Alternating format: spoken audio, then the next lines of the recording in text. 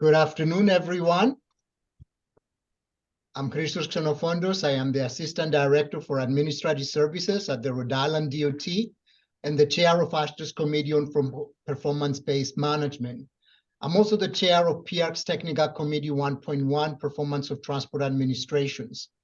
PIARC is also known as the World Road Association, and TC11 is the sister committee to our AASHTO Committee on Performance-Based Management. I would like to warmly welcome all the presenters and attendees to our 20th bi-monthly TPM webinar that takes on an international flair for today. The Transportation Performance and Management Technical Service Program, known as TSP, is sponsored by AASHTO in cooperation with FHWA and is thrilled to co-sponsor this Transportation Performance and Management webinar series. We do this as an aim to support the broad TPM community by sharing lessons learned, ideas, and knowledge with the transportation performance management community. Today, we'll showcase presentations from the work that PIARC's TC11 produced as part of the past cycle. The work of TC11 was presented at PIARC's World Road Congress that took place in Prague in September of 2023, and we are pleased to share them with the broader AASHTO community today as well. AASHTO, FHWA, and TRB are international partners with PIARC, and as such, they appoint subject matter experts to the PIARC technical committees. This international collaboration provides agencies a platform to discover and share innovative ways to design, build, operate, and maintain transportation infrastructure projects. Because we'll be moving quickly and have a lot of ground to cover, we ask that you enter any questions you may have for speakers in the chat, and they will answer them there. It's a gift from Prague, by the way, that still lingers. For more information on this webinar series, please visit tpmportal.com and navigate to events in the main menu and then select TPM webinar series, where you will find not only a recording of this webinar today, but recordings of all the past webinars as well. Okay, next one, please. So let's review the agenda for today's meeting. I am pleased that we have with us today Stephen Kern from FHWA's Office of International Program, Agnes Velez, also the International Program, and AASHTO's King G, Director of Safety and Mobility, who will spearhead AASHTO's international activities, to give us a brief overview of the importance of international collaboration for FHWA and AASHTO. Afterward, Patrick Mallejacq, Secretary General with PIARC, will provide an introduction to PIARC and the recent World Road Congress. Thank you, Patrick, for making the time to join this evening actually for you. Following that, we'll provide a brief introduction to the session that TC11 organized during the World Road Congress. This will be followed by a presentation by Working Group 2 on the role of transport agencies in shaping disruptive transport technologies and service models by Working Group leaders Anne-Séverine Poupeleer, that's a virtual presentation from Flanders, and Jonathan Spear from Atkins Reals.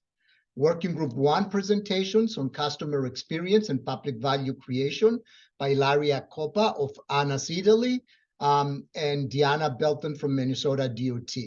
And then we'll close with Working Group 3 presentations on how it's all about people, defining and promoting diversity and new talent management by José Manuel Blanco Segarra of Spain, of MIDMA, and Karen Bobo of FHWA's and US DOT.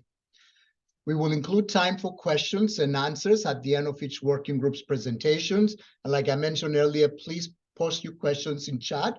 And so feel free to enter any questions that you have. Time permitting, we'll get to some additional final questions at the end.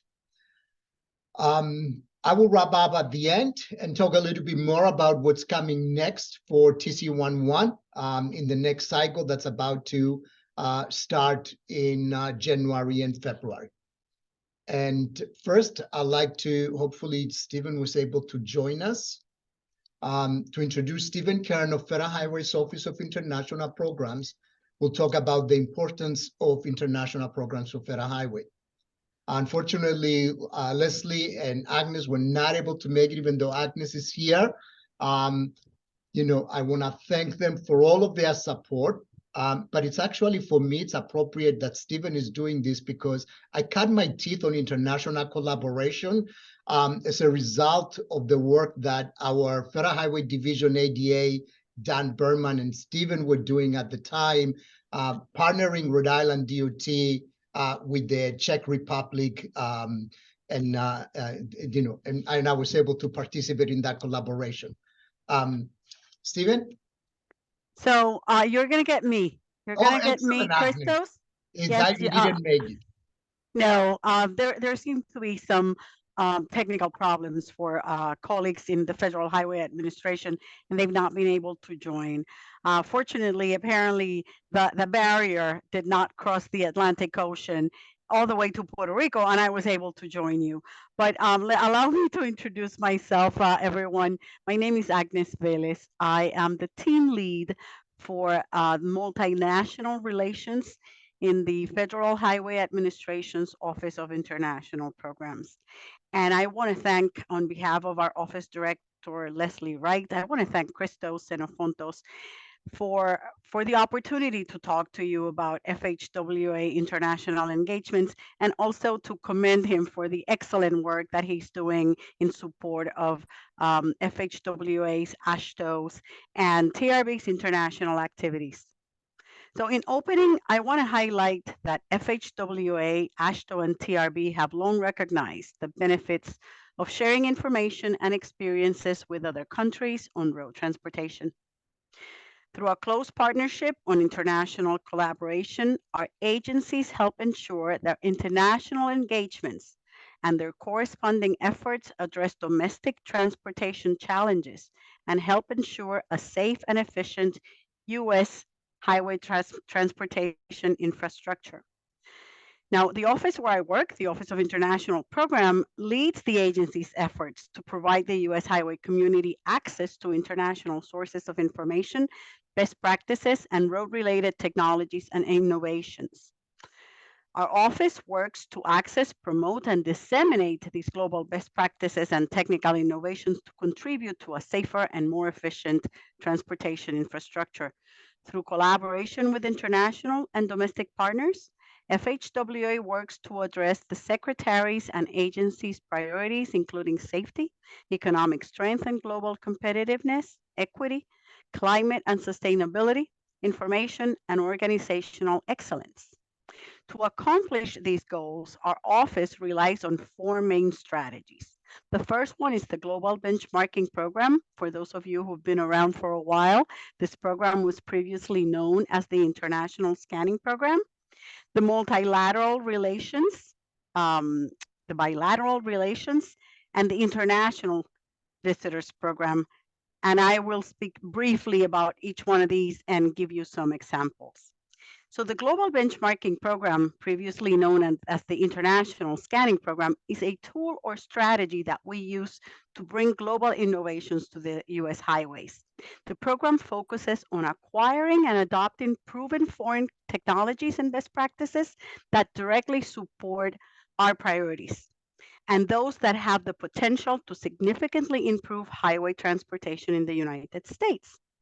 This is accomplished through studies that connect the Federal Highway Administration and state DOT representatives with transportation advances and experts around the world. The main focus of the program is on advancing the innovation through the implementation of study findings and recommendations in the U.S. context. Ultimately, the goal of the Global Benchmarking Program is to improve safety, avoid duplicative research, reduce overall costs, accelerate improvements to our transportation system, and to ensure our nation's transportation system continues to be world-class. Since 1991, over 90 studies have been conducted on several topics. Many of the most significant improvements in U.S. highway technology and practices since 1990 have come from or benefited from the Global Benchmarking Program. I'm going to give you just 3 examples. These are Leslie's Leslie writes favorite examples, and she brings them up often in conversations, formal and informal. Number one is on road safety audits. That was on a scanning study that was held in the late 1990s, visiting Australia and New Zealand, that has saved thousands of lives. Nobody talks about road safety audits, about innovations anymore, but at that time, they were, and they're now common practice. Prefabricated bridges, elements, and systems. That was a study that went to Japan, Belgium, France, Italy, the Netherlands. It has saved over $30 million on 9 bridge replacement projects across the country. We're right now trying to update that information on the savings that have come about of that particular technology. And in that study, we got 2 for 1 because that's how we learn about the self-propelled modular transporters, SPMTs, Leslie's favorite. These are being used on bridge projects around the country and have saved millions of dollars. One single example from Utah DOT on projects shows that it saved over $50 million. The second tool I want to highlight is related to what we're doing today, is our multinational relations. Multinational relations are a cost-effective mechanism to exchange technologies and best practices with foreign counterparts. The best example is the World Road Association. PIARC, as they're known globally, is the only intergovernmental international organization focusing on technology transfer in areas related to road transportation. PIARC brings together road administrations from more than 120 countries.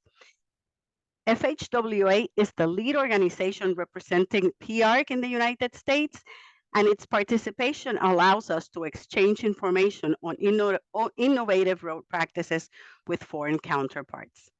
So while we are the lead organization, meaning FHWA, an important component of the U.S. participation is the designation of AASHTO as the U.S. National Committee. In the case of AASHTO, this designation offers the possibility of leveraging the organization's marketing and committee structure, just like what we're doing here today, and it confirms involvement of AASHTO named representatives like Christos, Xenophontos, and Deanna Belden in technical committees, and enables them to provide material support for meetings in the U.S. on a limited basis. But we've done it in the past very successfully. During the last 3 4-year cycles, because you'll learn that later, I'm sure, from Patrick, PIARC is like the Olympics. They work on a 4-year cycle. AASHTO has appointed representatives to nearly 75% of PIARC's technical committees and task forces. In addition to policies and analysis practices, these U.S. representatives have brought to their respective agencies a variety of practices and tools developed and tested abroad. This technology transfer is particularly prevalent with respect to freight, winter maintenance, and security, but it's not limited. And after my brief words, I'm going to put a link in the chat to give you access to documents where you'll see specific examples of that technologies or best practices that have been brought back from this collaboration. In addition to this collaboration on PIARC activities is our work towards the Quadrennial World Road Congress. It features the active involvement of state DOT CEOs and other top leadership presenting on the Congress sessions. And it also entails a very good collaboration in the design, setting up, and staffing the pavilion, as PIARC calls the booths at the Congress Exhibition Hall. At the World Road Congress in Prague last month, over 30 representatives from the United States federal and state governments and academia delivered over 40 presentations on topics of interest to the international road sector. The other tool I wanted to talk about is the bilateral engagements. Bilateral engagements are where we facilitate knowledge and exchange by leveraging binational government-to-government partnerships, focusing on agency priorities. These efforts focus on exchanging information on best practices and technologies related to FHWA and DOT high-priority topics. Activities include webinars, video conferences, peer-to-peer exchanges, workshops, and trainings. Binational partners include, among others, Japan, Korea, the Netherlands, Australia, Sweden, Mexico, Canada, Chile, and Switzerland. Relationships are also being reestablished right now with South Africa, Tanzania, and Malawi, and we're exploring and initiating connections with other African countries, such as Senegal. Finally, the last thing I wanted to mention is the International Visitors Program. It facilitates the sharing of road-related information between FHWA staff and foreign counterparts. We support this work through topic-specific meetings, as well as sessions with FHWA program offices, state DOTs, local transportation agencies, and other stakeholders. And these are self-funded. So delegations come to the United States, they fund themselves, and we facilitate, again, government to government for the most part. And with that, I want to close and thank you. And I'm going to check and see if there are any questions. And if not, I'll put some good information for you to follow on in the chat. Okay, thank you.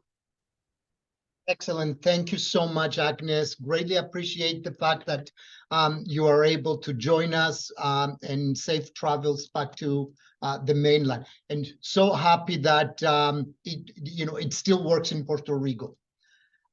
So next, I'd like to introduce King G. King G is the Director of Safety and Mobility from AASHTO, but very importantly for us today, he's really been the person responsible for international activities as well and international collaboration. And he has been instrumental over the years in ensuring that AASHTO has a strong international presence and providing opportunities for the different AASHTO committees to engage at the international level. King? Thank you, Christos. I apologize for the quality and not being able to be on camera. But as Christos says, I am responsible for coordinating AASHTO's international engagement. And AASHTO, on behalf of the state DOTs, have been an active partner with Federal Highways on the international front, especially since the USA rejoined PIARC in the 1980s. I will not repeat much of what Agnes has talked about, just to focus on what AASHTO's role and interests is. So as Agnes noted, we recommend and support the state DOT representatives to the PIARC technical committees as aligned with the AASHTO councils and committees. And on the screen, you see the PIARC technical committees and then the AASHTO councils and committees. So in the past cycle, we had 3 officers from the state DOTs for the PIARC committees. Go back to that screen, Anna. Yeah, we had 3 officers and 15 members. In this coming cycle for 2024 to 2027, we have 6 officers and 14 members from the state DOTs. And we're looking for 3 additional members to appoint yet. So also we AASHTO serves as the USA National Committee for PIARC, and we support the USA First Delegate in coordinating and disseminating PIARC materials, especially through our committees and councils that may be aligned with the PIARC technical committees, like today's technical presentation through this webinar. So our participation in the PIARC Congresses has been noted by Agnes already, but this Prague Congress that was held last month, we actually had 6 state CEOs from the state DOTs participating, along with 14 state DOT representatives. And we were an active supporter of the USA Pavilion. Why do we do this? What is our state DOT interest? As has been presented by Agnes, we are here to learn from subject matter experts from abroad. Much of what is brought back from overseas is done through our contacts with the PIARC Technical Committee that leads to additional follow-up. And as Agnes mentioned, from the global benchmarking. But we also have a role for the state DOTs to share USA technical information and know-how, to collaborate with the technical committees and the products and services that the technical committees produce. And through these technical committee contacts, state DOT representatives gain contacts for bilateral exchange on specific topics that we may follow up on. So AASHTO has been a strong partner with PIARC over the years, and it's because we see a real strong alignment with our technical focus and a real strong alignment and mutual interest in advancing the practice of road and planning, design, and construction. So again, I want to add my thanks to Christos for chairing both the AASHTO Committee on Performance-Based Management and PIARC's Technical Committee on Performance of Agencies. So I just want to add my voice as for how important this relationship is with PIARC on behalf of the state DOTs. So I won't take any more time. I'll turn it back over to you, Christos. King, thank you so much. And TC11 would always welcome more members, and thank you for your support over the years for this and really engaging the AASHTO community on our behalf and the rest of the DOTs. TC11 organized a lot of events during the Congress, and it was through the Federal Highway and the AASHTO support that we were able to actually have a lot of the AASHTO CEOs that they were there take active participation. So next, any questions, please feel free to put them in chat for King, and then we'll get to them later. And it is now my pleasure to introduce Patrick Mallejacq, Secretary General of PIARC. Patrick will provide an introduction to PIARC and also talk about the outcomes of the World Road Congress. There's a lot that we can say about how successful Patrick has been in his work as Secretary General of PIARC. Next slide, please. But I'll let you guys read that while Patrick takes the floor in the interest of time. But very importantly, Patrick is also going to share what happens next as we start with this. Patrick, the floor is yours. Thank you, Christos. Thank you very much for the introduction, and thank you very much from the bottom of my heart to AASHTO and to FHWA for the invitation to take part in this event this evening. As has been said by King and by Agnes and by Christos, sharing knowledge is not only fun, but it's also very efficient. So next slide, please, Anna. So PIARC is the World Road Association. We've been founded in 1909, so quite a long time ago. We are a non-profit, non-political association. We have one objective, which is to organize the exchange of knowledge on anything that's related to roads and road transport. We are neutral. Our lead members are governments from 126 countries, governments from high-income countries like the USA, as well as from low-income countries like, say, Uganda or South Africa. And we want to involve all of those in our activities. The way we work is a bit like AASHTO or like TRB's committees.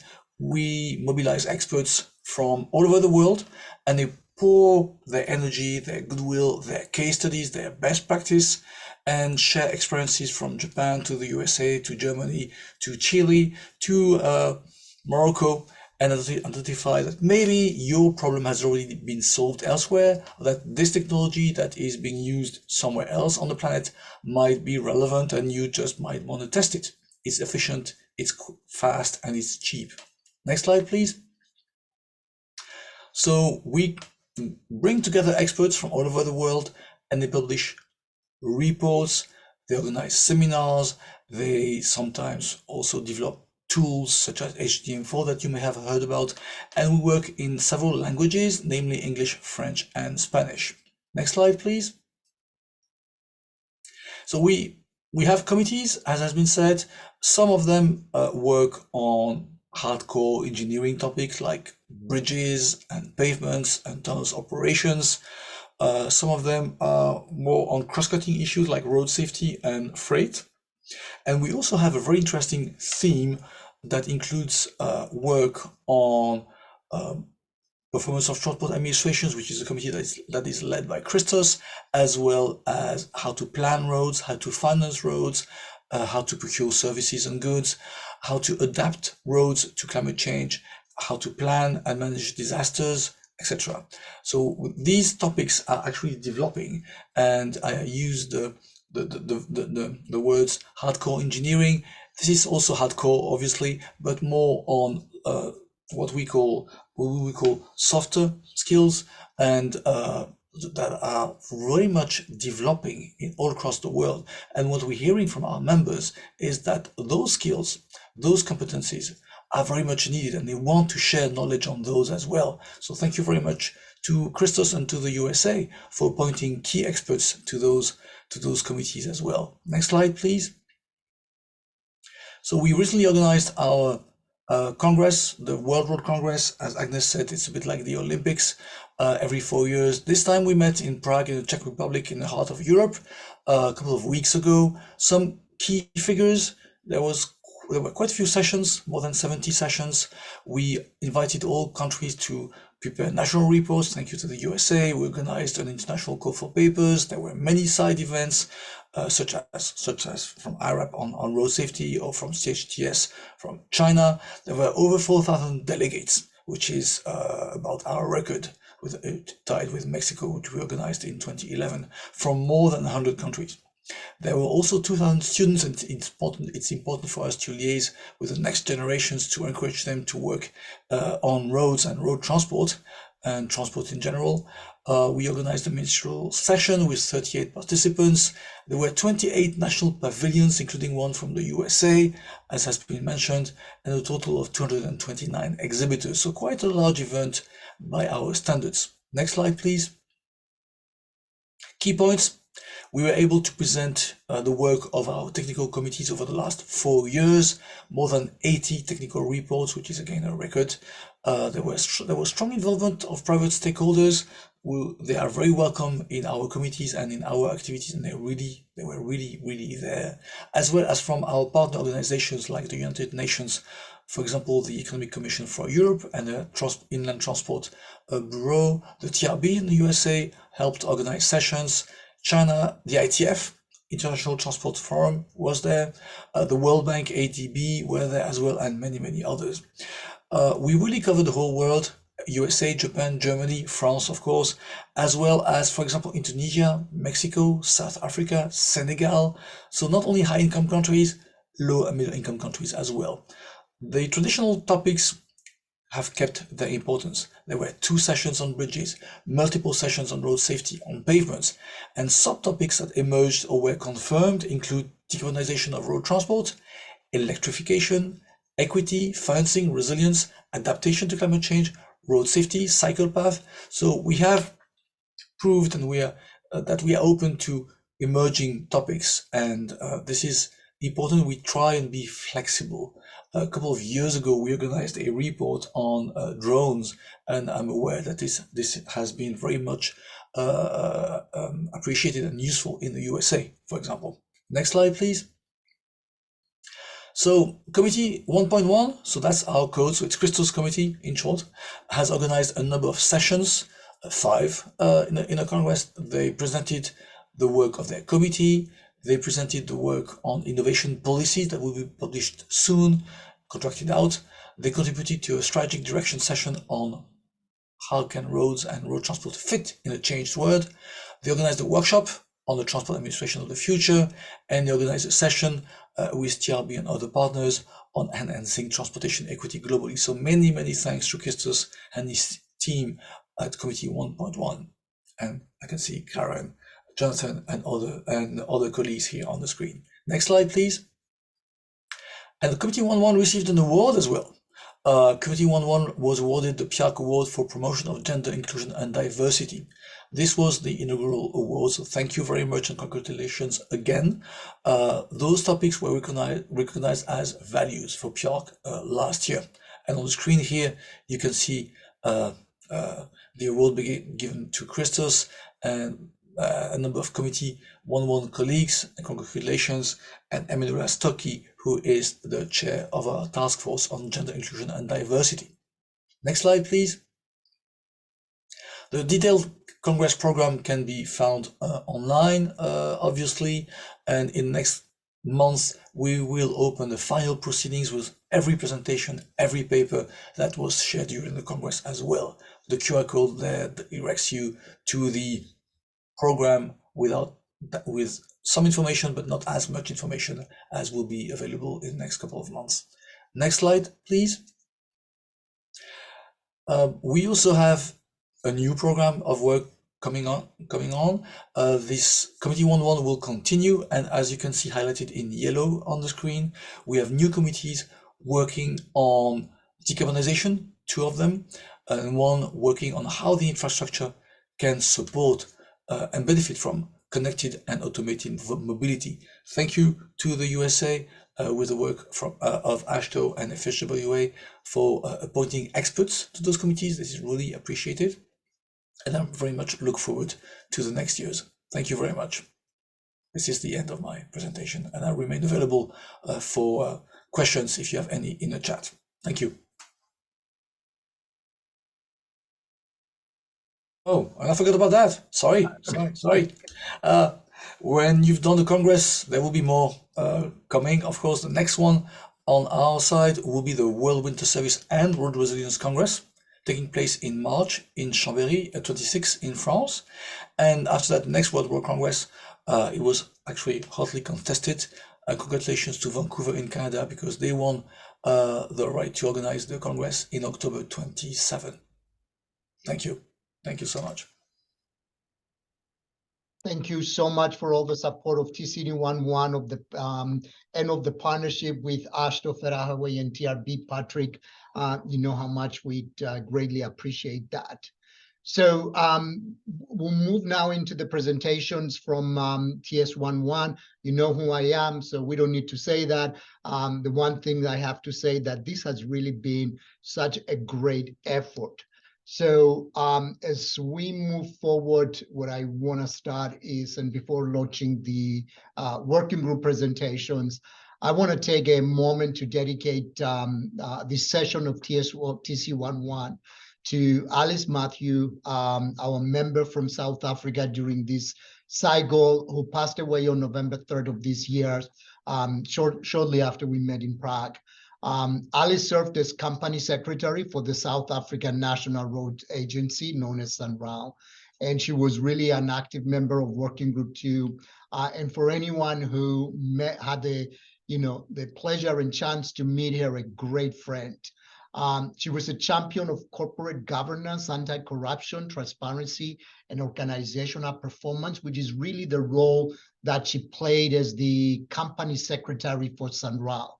In her personal life, Alice was married with 2 married children and 2 grandchildren, and was interested in nature with a special interest in birds. It's, when you become a family after 4 years of working together, and it's always sad when you lose one member of the family, and our sympathy goes to, to her family and friends. Next slide, please. And I'm sorry you had to hear my name so many times, but what I want to stress here is that, TC11, same as with the Committee on Performance-Based Management, it's not a one-person committee. We believe in distributed leadership. I want to recognize Alan Colgate, José Manuel Blanco, Segarra, and Joseph Ahisu, who are the 3 secretaries for the committee, and all of the work and support that they do over the years for us to be so successful. Next one, please. And very importantly, I want to talk about the 3 working groups that you're going to hear from today. Working Group 1, understanding how road and transport administrations are measuring the efficiency and effectiveness of customer experience and public value creation. Working Group 2, the role of transport agencies in shaping disruptive technology and serving models. And Working Group 3, organization of staff and human resources.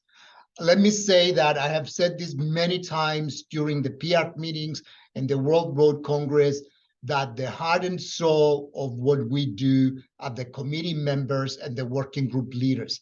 They are the ones who, through the pandemic, have kept things going with each working group, have guided the reports that they would share with you today. And a huge thank you goes to Alan Colgate, Ilaria, Deanna, and Jonathan, Anne-Séverine, and Anna and Alex for all of their work and the contributions that they are doing. So these amazing folks that you see here, next slide, please. That way we can see a picture and they can picture who they are. Together with many active members such as Federal Highways, Karen Bobo, and Susanna Reg, and of course for many other countries, with really the engine that produced a lot of the great products that we will be sharing with you today. Next one, please. So with that, it's my pleasure to introduce Working Group 2 co-leaders, Anne-Séverine Poupeleer and Jonathan Spear, that present the role of transport agencies in shaping disruptive technologies and service models. We'll share the slides with their bios, but skip the full introduction. The next one, and next one, please. And then we're gonna go straight to Anne-Séverine, who's a recording. You might wanna raise your volume a little bit during this presentation, but then lower it back when the big loud mouth me comes back onto the screen again. Hopefully it works.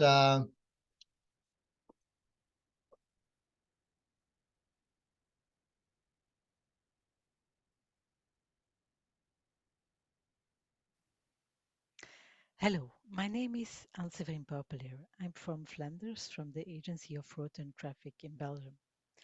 I'm very pleased to join this AASHTO webinar with you. Unfortunately, I cannot be there, but I will try to explain you the work we did in our Technical Committee 1.1 Working Group 2. It concerns the role of transport agencies in shaping disruptive transport technologies and service models. Disruptive technologies are very broad. You have connected and autonomous vehicles, but also electric and alternative fuel vehicles. You have the active mobility, the future transit, and so on. A lot of facets which we have to tackle as a road administration in the nearby future. In this presentation, I will give you an overview, the methods and the outputs of our work. And my colleague and co-leader Jonathan Spear will follow with the conclusions and recommendations. Afterwards, he will be available for you for questions and answers. Of course, we didn't do the work with only the two of us. We did it with our technical committee and especially with all the members of our working group. As you see, we had a lot of meetings, and in COVID time, we also had meetings in Teams. But luckily, we also had the opportunity to do some congresses and had some technical visits, which were very interesting.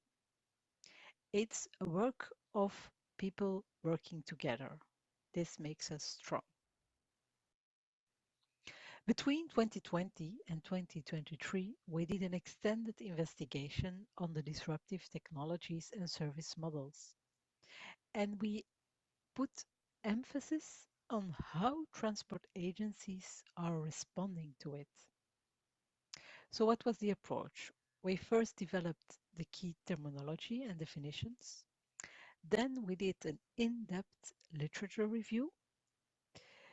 We sent out a questionnaire. We did a global questionnaire survey of the transport organizations. Above that, we also had a roundtable, a very interesting roundtable with the private sector.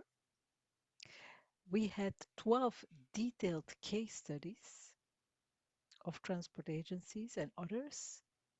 And based on this, we developed a key concept, a framework and checklist. Out of all this, we made some conclusions and recommendations, which will be explained by Jonathan later on. Out of our work, we had several publications of reports. Here you see the 4 reports of our work. We had the survey, the first one on the left. We had the results of our interesting private sector roundtable. This is a second report. We had the case study summary report. And finally, we have the report of our technical committee, which covers it all. All these reports are available on the website of PIARC. First of all, we look to the context. Disruptive technologies and service models are rapidly changing this transport sector. This has multiple and complex impacts, and we need a response in policy and regulation terms. But the problem is that there is a big uncertainty about it. To tackle these uncertainties, we need a future mobility ecosystem. Nobody, no partner can do this on his own. Like you see here on the left, the ecosystem consists of a lot of partners. We need a combination of new technology, systems, infrastructure, data, and service propositions. So we aim to an integrated, automated, personalized, and sustainable mobility, and this for all people, users, and goods. So the future with the ecosystem need to be radically different. But we see that public agencies are responding in different ways. You have the ones with a proactive, innovative approach, and you have other ones in resistance while waiting. Nevertheless, we need new policy, regulations, governments, and organizational arrangements to help the agencies to tackle this uncertain future. After the literature review, we did a survey where we asked for the most significant transport and mobility technologies. We looked to the awareness and the leadership. We also looked how prepared or well prepared they were, and asked for the relevant partnerships and collaborations, the tools and the techniques. This results in 69 full questionnaires and 16 partial responses. Very interesting material to investigate. Let's highlight some results. First, the strength of the impact on society. New technologies and service models have a high future impact, but the strength of the impact varies between the different technologies, as you can see here on the figure. You have some top technologies with a very high impact, around 70%, like electric vehicles, alternative fuels, connected and autonomous vehicles, remote working technologies. Next to this, you have technologies with a low or very low impact, varying between 20 and 30%, micromobility and unmanned aerial vehicles. When we look to the time to maturity and adaptation, we have some technologies which are fast and we have others which take a longer time. Some of the technologies reach the point after about 5 years. Then we speak about remote working technologies, data platforms and analytics, and micro-mobility. Others, where it takes a longer time to adaptation, are connected and autonomous vehicles, unmanned aerial vehicles, and a future transit technology. What we also noticed is that for road vehicles, the electric ones come before the autonomous ones. But with all these technologies, there are also other challenges. You have to look to the organizational skills and the competences. However, 1/5 of the organizations, they say they are fully equipped and they can respond to the new technologies. But most of them, 80% of the organizations, say they need definitely additional skills in some domains. A number of other ones, they need the skills, but they will hire them. they will look for consultants or collaborate with academic and industry. We also ask for appointments of a dedicated position. And we saw indeed that half of the organizations have appointed a person with responsibilities for technologies and service models. There are different examples. You have a future transport and technology leads. You also have a chief digital officer or a technology director, a director of innovation, a director of intelligent mobility, or a head of technical innovation. So it seems to be important to have somebody in the lead. And then something perhaps more delicate, the level of support which is required. What did we saw in the results? Well, half of them respond that there is a need for substantial support. And a third admit they require support, but in a few areas or by exception. So in total, we have 85% of the organizations which feels a need in one or the other way. Only 7% say they don't need support, and 8% they don't know yet. And then we have a very important point, the involvement of the stakeholders. We really need it.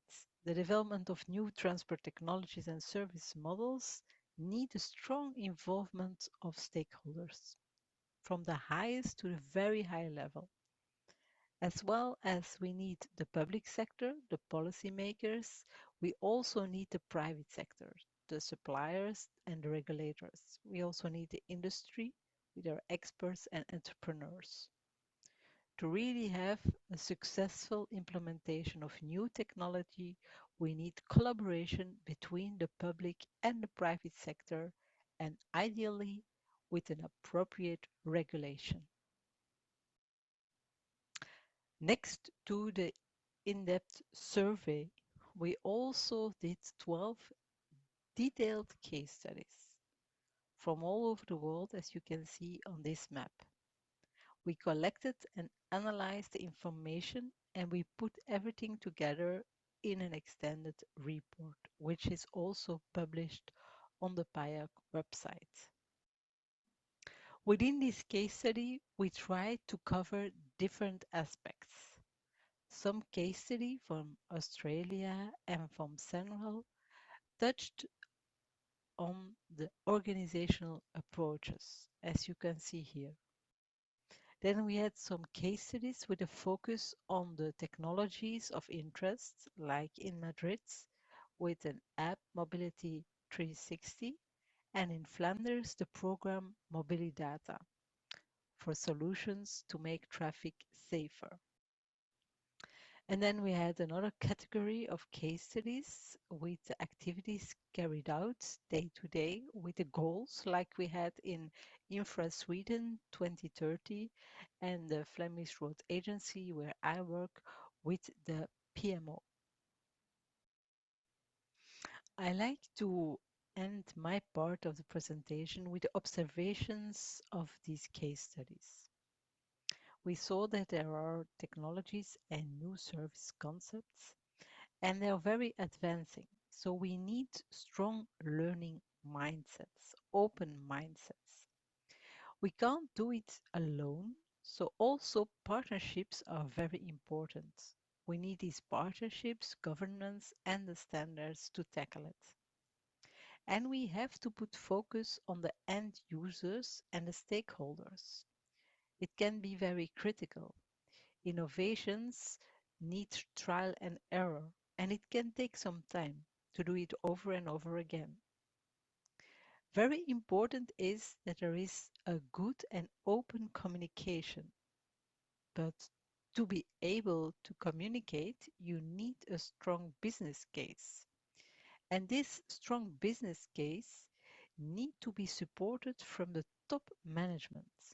Based on the analysis of the business case, they need to be supporting the project. You have an organization which should be open to change, to enable innovation, and you have to be aware that you have try and error, but only some technologies will make it and enter the mainstream. This is something you have to accept and to embrace with all your organization. With this, I'm happy to end my part of the presentation and hand it over to Jonathan. Thank you very much. Thank you so much to Anne-Séverine for taking the time to record this part. It's now my pleasure to turn it over to Jonathan Spear, working group leader and who led really a lot of the work of working group 2, and also now a lot of the work that we are doing on the Transport Agency of the Future. Jonathan, and Laurie's working on getting the presentation up. Okay. Thank you, Christos, and thanks for the opportunity to present to you this evening.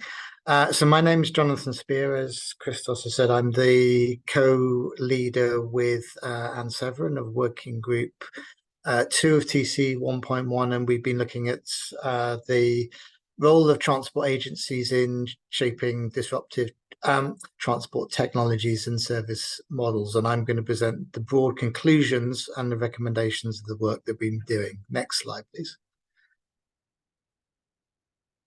I am a transport policy and strategy consultant, and I'm currently based in Dubai in the UAE, which of course will host COP28 from next week, the next climate change summit.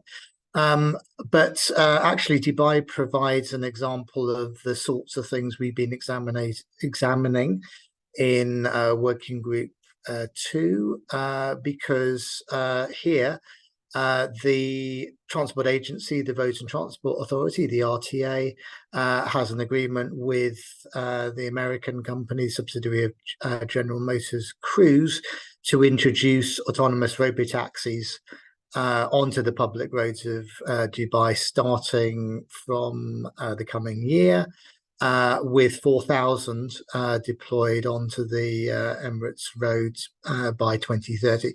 Just to put that into context, that's 40% equivalent of the taxi fleet of the entire Emirates. So it's quite an ambitious plan, and the RTA has proposals in things like micromobility, urban air mobility, and other technologies moving forward. So it's a very good case study and example of the sorts of innovations and forward thinking that we will be talking about, not withstanding the well-known difficulties that, of course, Cruise currently has in the US in particular, but hopefully will overcome in the coming weeks and months. Next slide, please. So when we talk about disruptive transport technology and service models, there's a range of different things: autonomous and connected vehicles, electrification of road transport, shared mobility, particularly mobility as a service, urban air mobility going up and near, Hyperloop, and all of the data, digital, AI systems that support that. And next slide, please.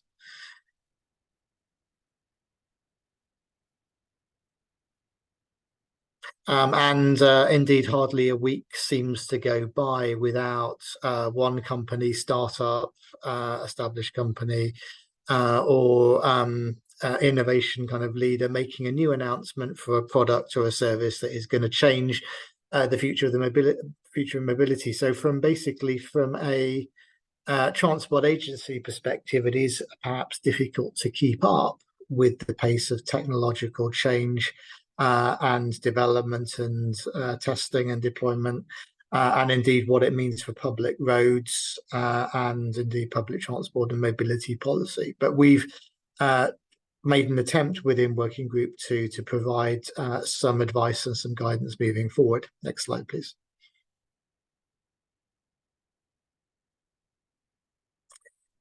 So Anne-Séverine, I think, has already presented this slide, but one of the things we did at the beginning of the cycle back in 2020 was really to define what we thought we should be talking about when we talked about these kind of classes or categories of technology and service models. So that's shown here. We're talking about connected autonomous vehicles, electric technology, active travel, micromobility, potentially going actually up in the air with advanced or urban air mobility, applying that to the movement of freight and goods with things like smart urban logistics.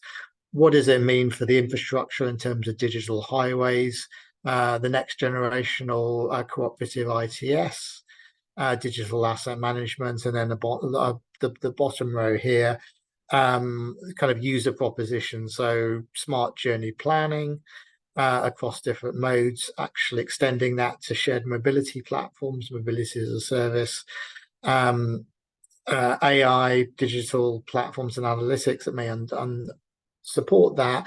And indeed something, and of course we were starting this back in 2020 when we met in Paris in February of that year.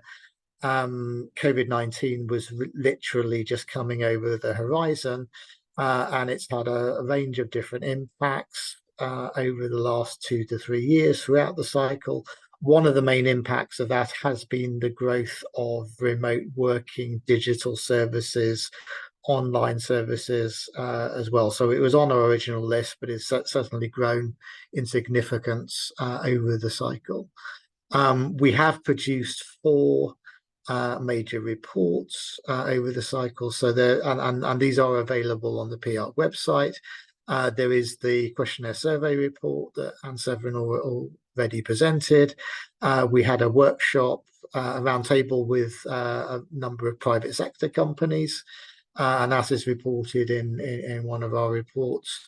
We have one report on the more in-depth, the 12 in-depth case studies that we went into, and there is a final technical report and indeed a high impact summary report that summarizes the results of the preceding work and tries to bring it all together and make some conclusions and recommendations. Next slide, please.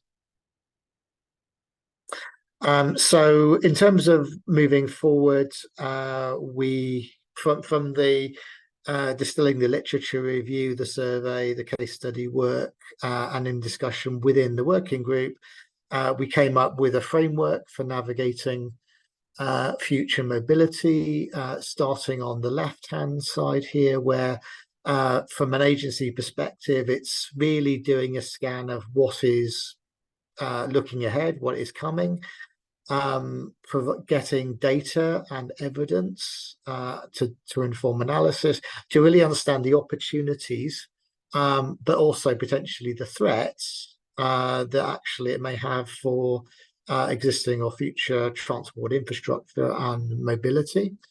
Then in the center of the diagram here, we have trying to define what the role of transport agencies themselves may be, and I'll come on to that in the next slide. But it's not just about agencies themselves and indeed the public sector, because a lot of the innovations that we're talking about actually are coming forward from the private sector, whether those are incumbent or OEMs, so existing players, or indeed often kind of so-called disruptors or startups that introduce a new innovation or technology that may have a significant impact. So a lot of what we've been looking at actually is about the regulation and how do you regulate and the extent to which do you regulate the private sector, and balancing this issue of kind of private profit, rate of return and so on with public interest and indeed public value, and I'll come on to that.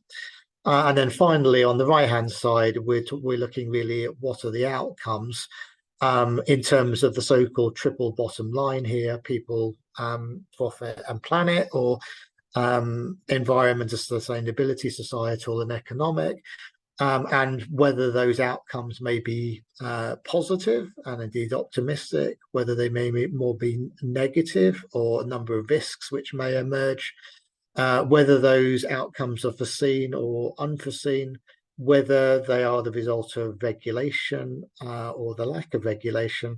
And indeed, we are talking about technologies which go through technology readiness levels, a different stage of maturity.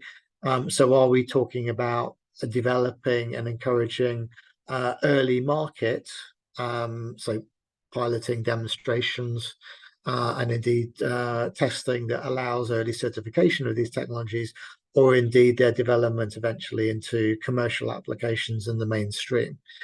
So this is trying to bring together really on one slide some of our thoughts of the problem kind of moving forward and what agencies need to do to respond. Next slide, please.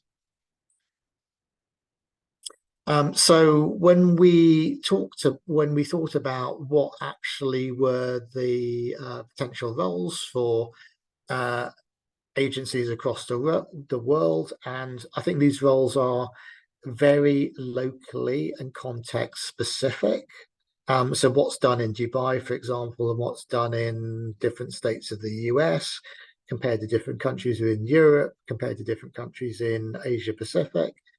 It is incredibly context specific, but broadly, we thought there were 4 principal roles that emerged from the analysis that we were doing. Firstly, there's a key role here as policymaker and regulator. So from a public policy perspective, what are the objectives we want to achieve? How do they serve the public interest, deliver public value? But also, and as I've said, this is really, a lot of this is about the private sector and possibly the regulation of the private sector. So there's a key role there for agencies in as a regulator and in being an effective, informed and a proportionate regulator. Secondly, we thought there was a lot of potential for researcher and developer, particularly at the early stage of technology development. So before some of the more obvious commercial applications may emerge, what some of the primary research that possibly may need to be done. And this is actually transport agencies working with academia and universities and colleges on some of that research as well, to identify what has potential and what might move forward in the future. Thirdly, as an end user, an operator or a manager, or indeed sometimes a contract manager of mobility services. So procuring public transport, for example, shared mobility, shared micro-mobility, clearly picking up on the technology that may support that. And then finally, and I think this is absolutely critical, and Anne-Séverine has already alluded to it, this whole agenda is being delivered in a multi-stakeholder environment of public, academic and private sector players on multiple levels.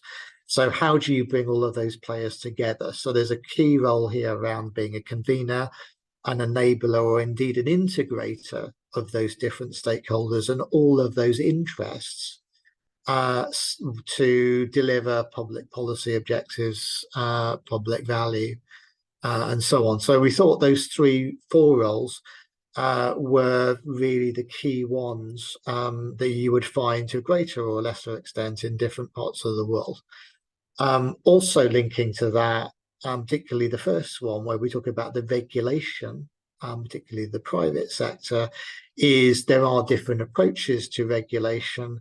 And do you have, for example, a more laissez-faire or market-led approach where, provided the private sector satisfies certain conditions of user safety and protecting the public interest, they have a broad latitude to push ahead with technology development and deployment? Or do you take a more restrictive or conservative view? Or indeed, in some countries, do you actually have the public sector, the agencies themselves being involved in the technology development process? So a bit more of a guiding hand. for example. So we've got examples along the bottom here where, for example, the guiding hand might be, for example, somewhere like Singapore, or indeed, actually, Dubai is not a bad example of that. Maybe something which is more a partnership between the public and private sectors, which might be something more like, say, the UK.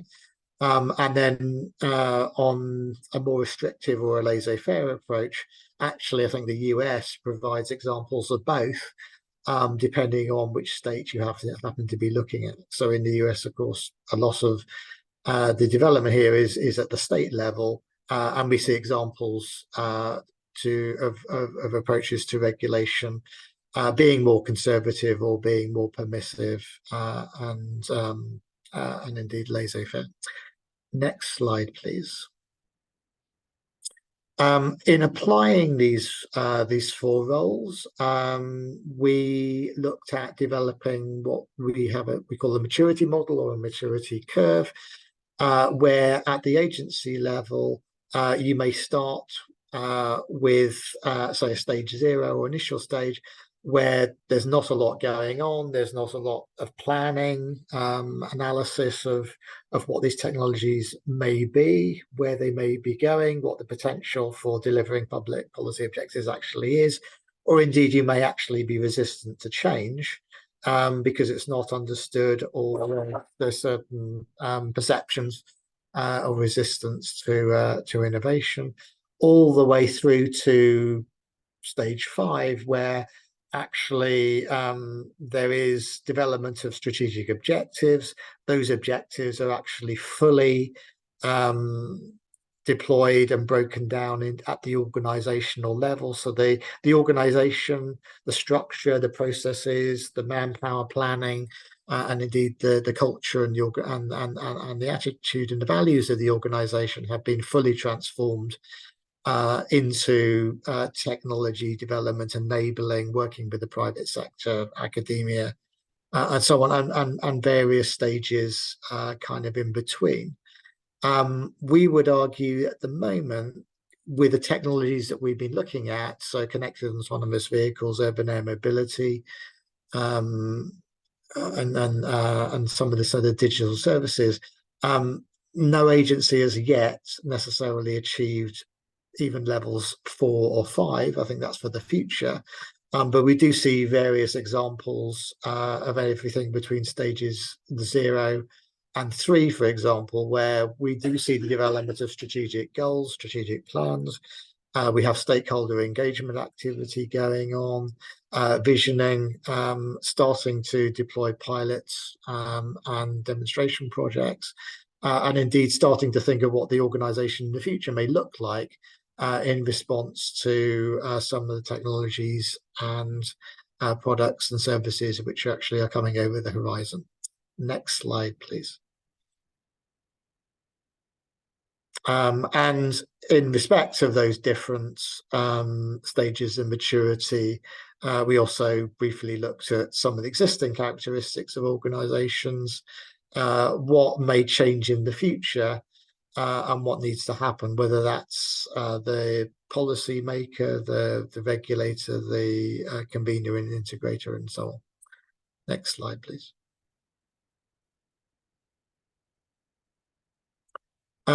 We also, and this actually came out of the questionnaire survey, started to look at more precise actions or strategies for implementing the various roles.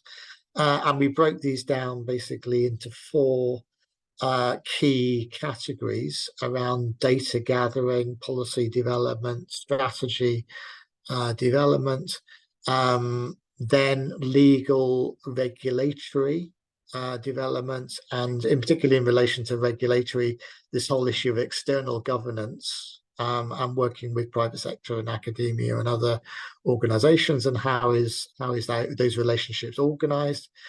Thirdly, looking at technical development and implementation, which may involve things like pilot studies, enabling digital platforms, technology test beds, and so on.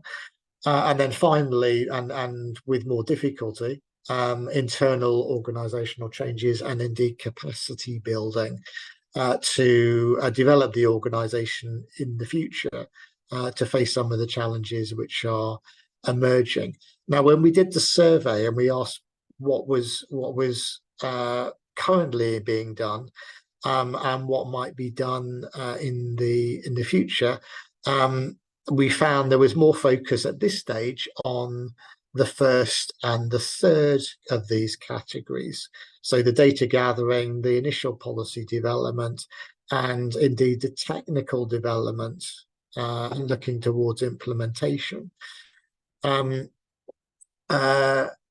There was less focus, because I think these things are more difficult and indeed more inherently political, around the legal and the regulatory and how the various stakeholder networks are organized moving forward, and indeed the internal structure and the organization of the agency itself. There was less going on and there was more uncertainty of what might be done in the future. So next slide, please. So just moving on from that kind of toolkit or that checklist, that started to move us on to the whole issues of wider organizational development, jobs of the future, job descriptions, which may not exist at the moment, but may need to be created in the future. For example, in relation to artificial intelligence, to certain ethical questions around the deployment of certain technologies or data platforms or programs or algorithms to inform service provision and so on. We may be looking at the future structure of agencies, and indeed, and working group 3, I think we'll come on to this at the end of today's webinar, actually looking at diversity of the workforce, because we would argue that a more diverse workforce in almost every respect, whether that's diversity of age, whether it's diversity of gender, whether it's diversity of background, experience, and so on, a more diverse workforce must generate a greater gene pool of ideas, which must encourage more innovation and different ways of doing things, which in principle is generally a good thing. So you cannot separate technology development, wider innovation, and diversity of transport agencies' workforces, whether that's management, frontline, and so on. And I think Working Group 3 will pick up on that maybe in the next presentations. Next slide, please. It's also, we concluded it's also very much around organizational culture, organizational values, and indeed attitudes to risk and attitudes to take those risks, or attitudes to innovation. And we saw examples of some organizations which were very risk averse and did not want to be the first or the second generation of a particular innovation. They wanted to actually be kind of way back in the queue. And we also saw examples of some agencies that did want to be first generation, or did want to be the leaders to do something before anyone else. So as much around structure, process, capacity, it's as much around, I think, organizational attitude and leadership, and how open or risk averse to innovation the organization actually is. Next slide, please.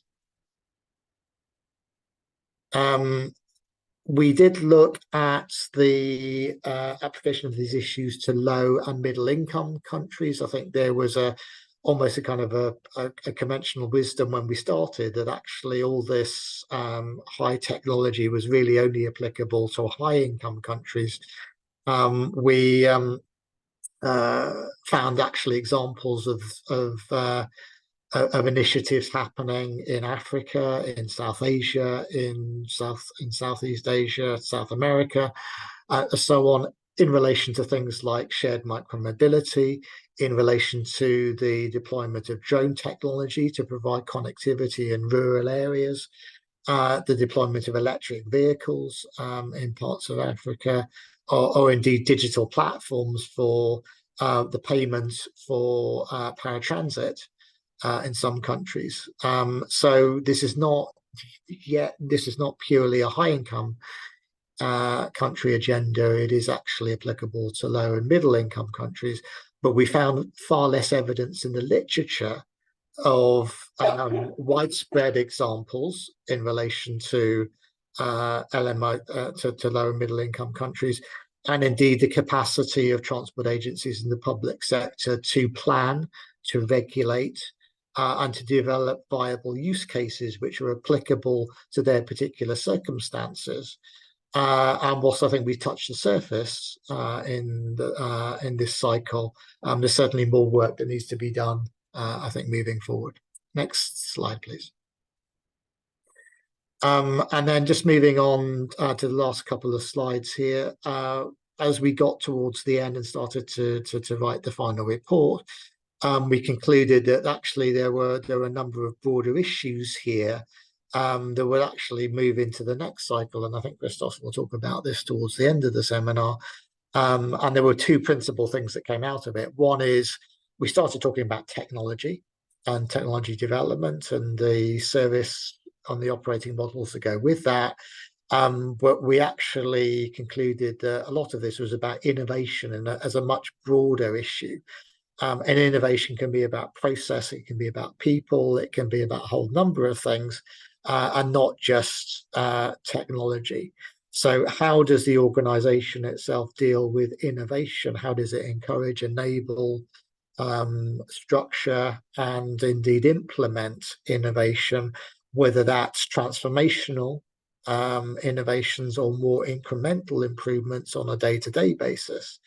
And I think as Patrick and Christos have already said, that led to a special project that PIARC commissioned, which should report, I think, towards the end of this year or beginning of next year, specifically on innovation and how transport agencies enable or support or foster innovation. But we'll also be looking at likely in the next cycle as well. Next slide, please. And we also started to think about what does the transport agency of the future what it might look like. And as shown in the slide here, it's almost kind of, well, what does it look like? But literally, when you walk through the door, does it look like a very kind of traditional kind of 1960s, 1970s style kind of design office with lots of people kind of drawing, kind of with drawing boards, or is it more like a kind of an Apple store or kind of a Google shop when you kind of walk in? So, and that goes to multiple aspects, whether it's the corporate purpose or vision, the strategy and the planning, the structure, the functions, the processes, and so on. So a much broader theme than just innovation. And we'll be coming back, I think, to this in the next cycle. Next slide, and I think this is getting towards the end. So, Jonathan, just because we're running short of time, and okay. So I think this literally the last couple of slides. So the overall conclusions that agencies are substantially impacted by these disruptive technologies and models. But as Anne-Séverine has said, many do seem ill-prepared at the moment for the challenge or reacting to it. There's a lot of uncertainty around how these technologies will be deployed or developed over time. But a lot of this is about the private sector and regulating the private sector. There is no one size fits all, and context and local context is important. Collaboration across organizations, different sectors has been mentioned, and I'm clearly being hurried up here. All these conclusions are all in our report in a lot more detail here. Just moving on to the next slide, please, and the last slide almost. So we have a number of, in fact, we have 15, I think, recommendations, some of which are made to transport agencies themselves, and some of which are more applicable to PIARC to take forward, including in the next cycle. And I think this is the last couple of slides. Next slide. And these were just the members of Working Group 2. And again, I think Christos has mentioned I would like to pay tribute to Alice Matthew from South Africa in particular, who did contribute throughout almost all of the cycle to the work that we were doing with other members of the working group. Next slide. And this is a final thought from Working Group 2.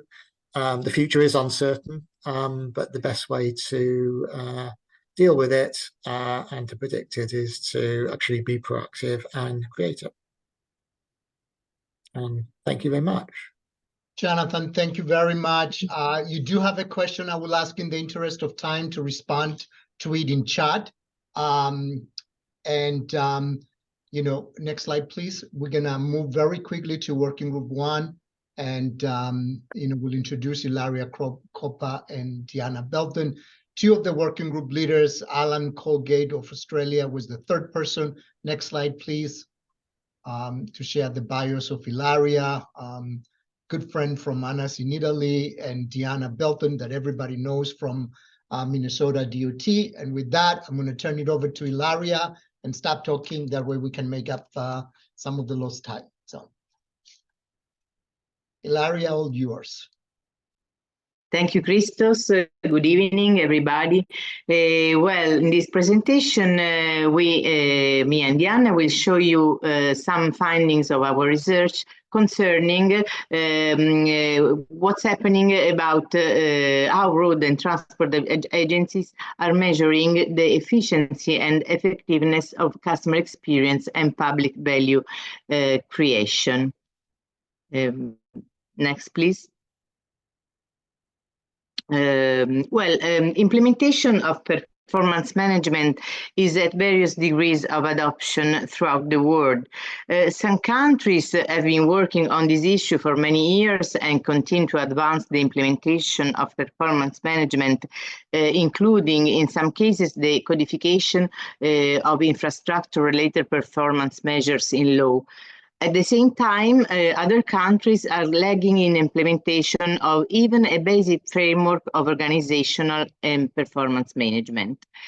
Our technical committee and its predecessors have done a bit work on the identification of good practices, frameworks, and guidelines for performance frameworks and indicators for the road sector.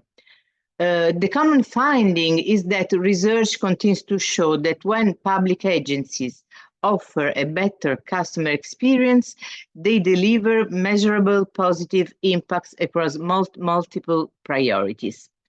So our research has focused on what approaches are currently happening across the world in respect of delivering an improved experience for our customers and stakeholders, and doing that from the perspective of the interaction between asset management, public value creation, and existing frameworks and measures. Next, please.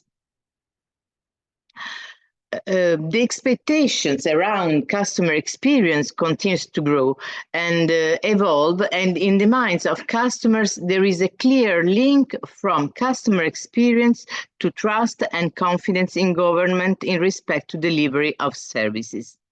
So poor customer experiences translate to low trust. Therefore, by improving customer experience, usually translates to increasing trust.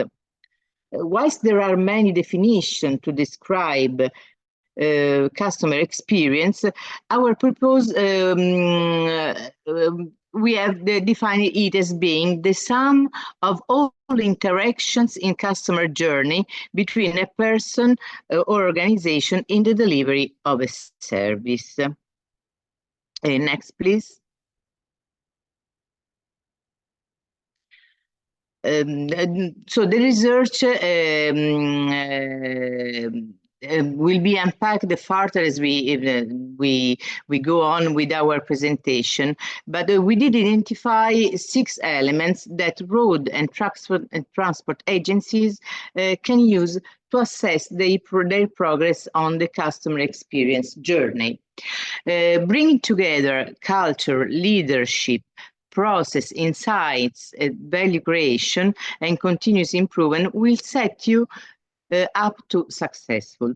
However, customer experience does not just happen. It does require deliberate development, alignment, and integration into an organization process, governance, and culture. Further, or in this presentation, we will share some how these elements can be used as a tool for evaluation as you determine your maturity within each of these elements. Next, please.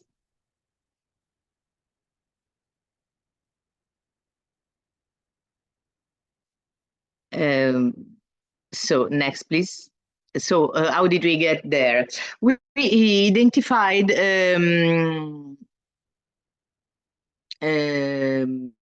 we identified 5 primary themes in terms of the trends around current practice in customer experience. Concerning the strategic commitment, there was not one single response or approach reflecting the diversity of the organizations that make up PIARC. However, all respondents identified either a strategic commitment or legislative requirement to identify and have a commitment to customers and the communities they serve.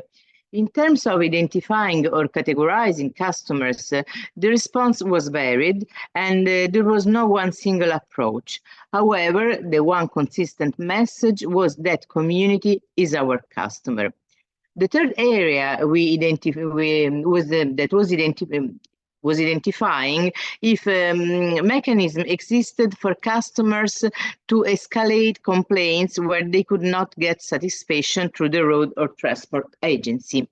And it was clear that the most organizations do have practices in place for customer and citizens to go to in the event of dissatisfaction with services, even those that indicated that they don't have some form or body or customer advisory council, did report that they had internal teams that seek to respond to customer issues.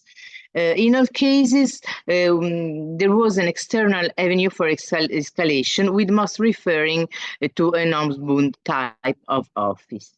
Next, please.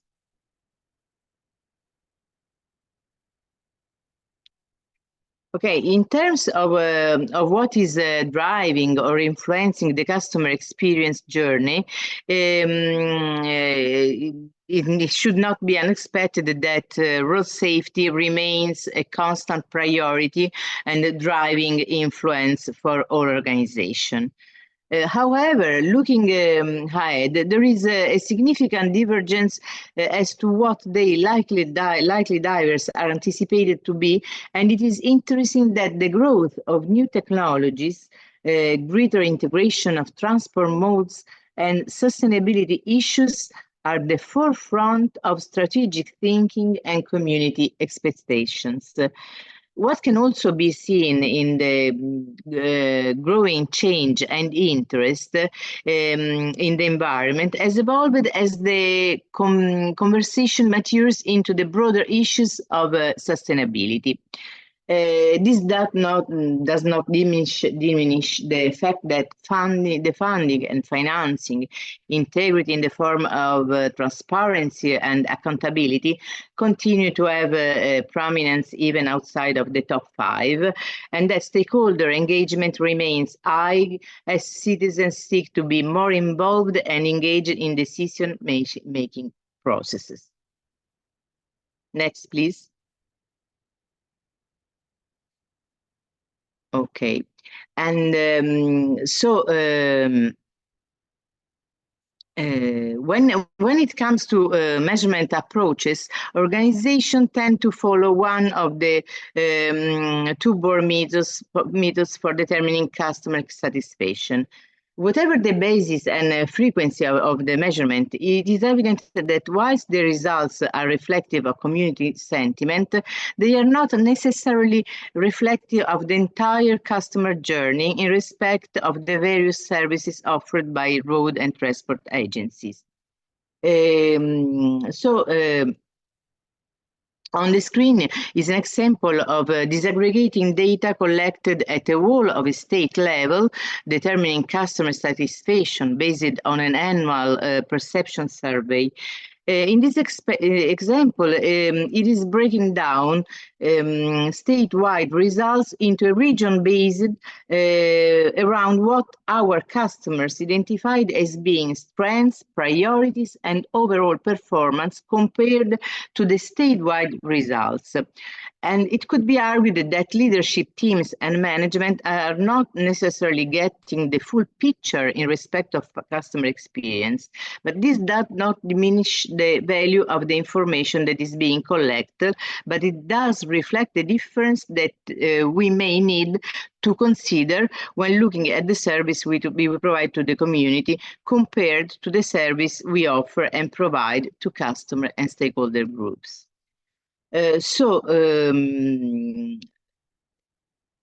was the findings from our customer research, and now we turn to asset management, which is about providing the required level of service at the lowest life cycle cost to present and future customers. Next, please.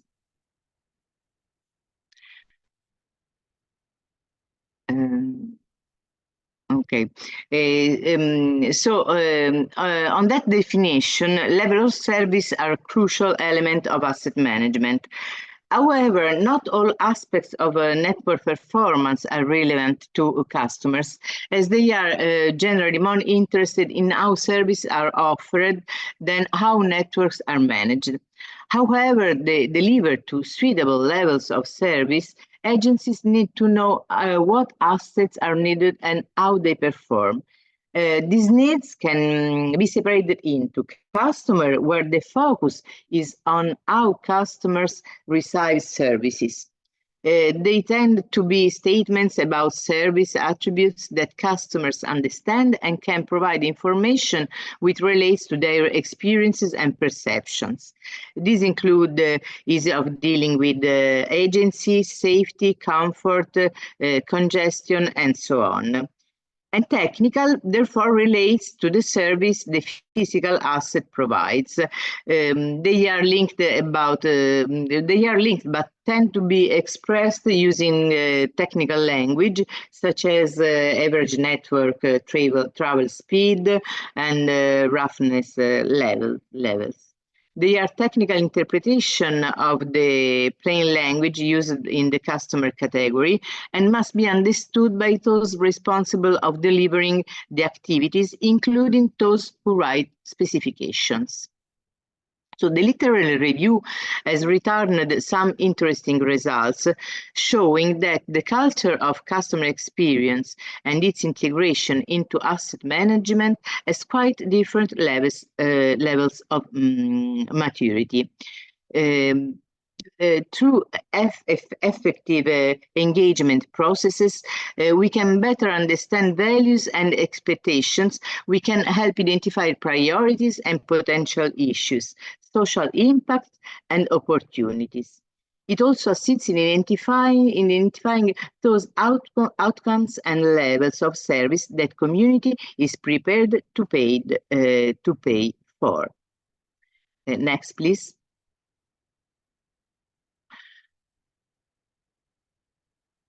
Okay, so to find out what different organizations are doing in the realm of asset management and customer-facing levels of service, we undertook another survey that included 37 organizations across 17 countries, with the majority being public entities or government agencies.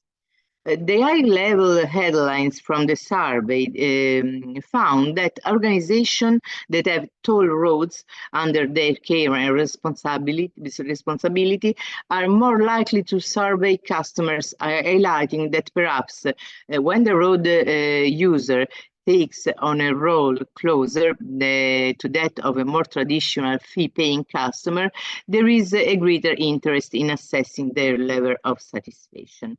40% of organizations surveyed also indicated that they conduct annual surveys with the main objective being to determine community perception, to improve service standards, and to aid in decision-making.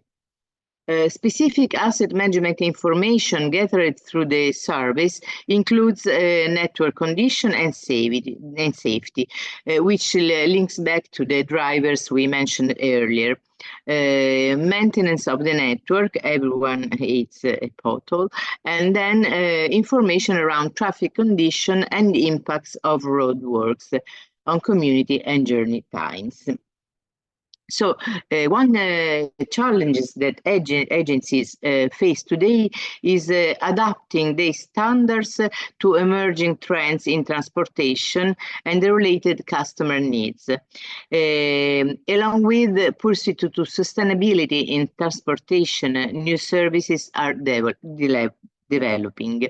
One of those which is closely related to customer experience is reliability in transport services. So our questionnaire contained a set of questions oriented around improving integration between different modes of transport, and less than half of the agencies that responded put emphasis on mobility needs. Well, now I give the floor to my co-leader, Deanna Belden, that will talk about public value creation. Thank you. Next slide, please. Public value is a concept put forward by Harvard professor Mark Moore in 1995.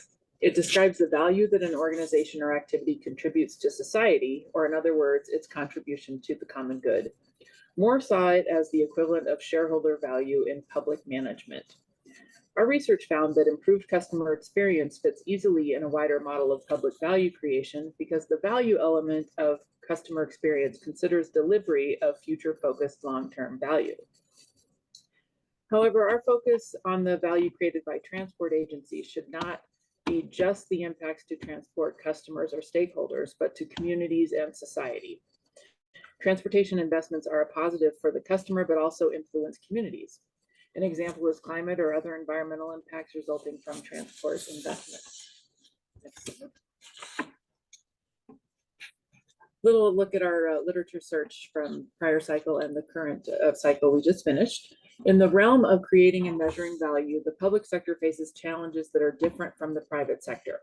The public sector has procurement constraints that may inhibit innovation, and the use of tax dollars obligates us to be effective and efficient with the resources we have.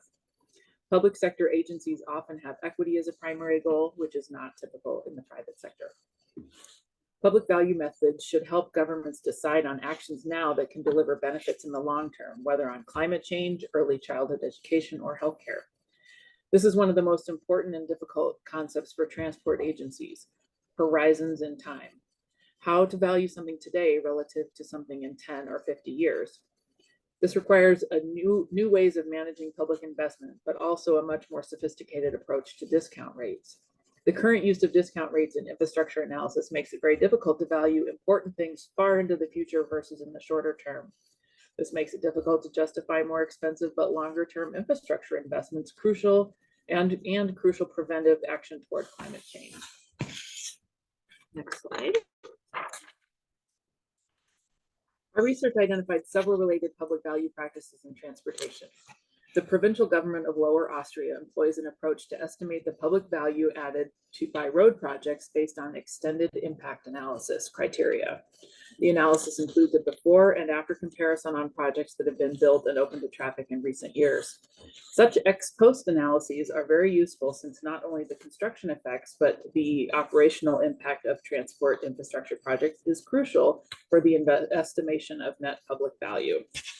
Ex post evaluations can be used to check whether projects really delivered the benefits expected from them at certain points in time, or to learn which projects performed better and which worse than expected, and why. Numerous transportation agencies in the United States are updating their visions and missions to be more holistic, to have a bigger picture focus. For example, Utah's transportation vision is Pathways to Quality of Life. Their quality of life framework, displayed here on this slide, includes good health, better mobility, strong economy, and connected communities. The Iowa Department of Transportation's core focus in its current business plan is making lives better through transportation. This represents a shift from earlier strategic plans that called out a more operational focused mission of getting you there safely, efficiently, and more conveniently. Finally, current NCHRP project here in the US with a shortened name called the Moonshots Project. It's people who love the numbers, NCHRP 2024-138. It's looking to redefine the North Star of our transportation agency. It's got a very long title that I won't read, but it asks what's our vision, our aspirational goals.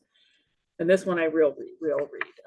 A vision for community-centered transportation, a transportation system focused on connecting communities, moving people and goods, and meeting customer needs at all scales from local to global, delivered as a partnership between state departments of transportation and other public, private, and civic sector partners. So some of the moonshot questions they asked, that what if we made aggressive progress toward Vision Zero? What if we work with partners to reduce the share of households who cannot afford basic survival costs? What if we change how we operate and manage the transportation system? Could we light up the interstates as corridors for broadband and next-gen technologies? Next slide. So the integrated reporting approach that was explored in the previous cycle hypothesized that using integrated reporting capitals as means of performance management could deliver better transport outcomes through stronger strategic planning based on the premise of value creation. The model in our report shown here represents the further development of this approach applied to a sample transport agency. It's an example of how an agency might approach recognizing and reporting the value it creates by documenting what they are trying to achieve, their objectives, approaches to meet or support their objectives, and reporting on measures to track progress. Slide. Some brief conclusions and recommendations from this section of our report on public value. Public value creation continues to evolve as the focus for many transport agencies move from operational and tactical outcomes to more holistic and integrated thinking. Many transport agencies are expanding this view, working to ensure their efforts provide a net positive to communities and society. There are several models of scholarly research to guide us in public value creation. How to value and focus on longer term outcomes such as slowing climate change should be investigated. Several recommendations are presented in the final chapter of our report, including exploration into what public value means for transport administrations across the world, and to further develop a framework for the creation and measurement of public value by transport administrations. Now we'll go to the wrap up. That will be the overall recommendations of the research and findings of our technical report. Our research has explored the individual relationships between asset management, value creation, and frameworks and measures in the pursuit of improving our customers' experience. We found that there is no single approach and that we are all continuing to develop our understanding to identify the correct methods and tools to ensure that we recognize and deliver on what our customers are seeking. In essence, better customer experience delivers better outcomes across all of your services.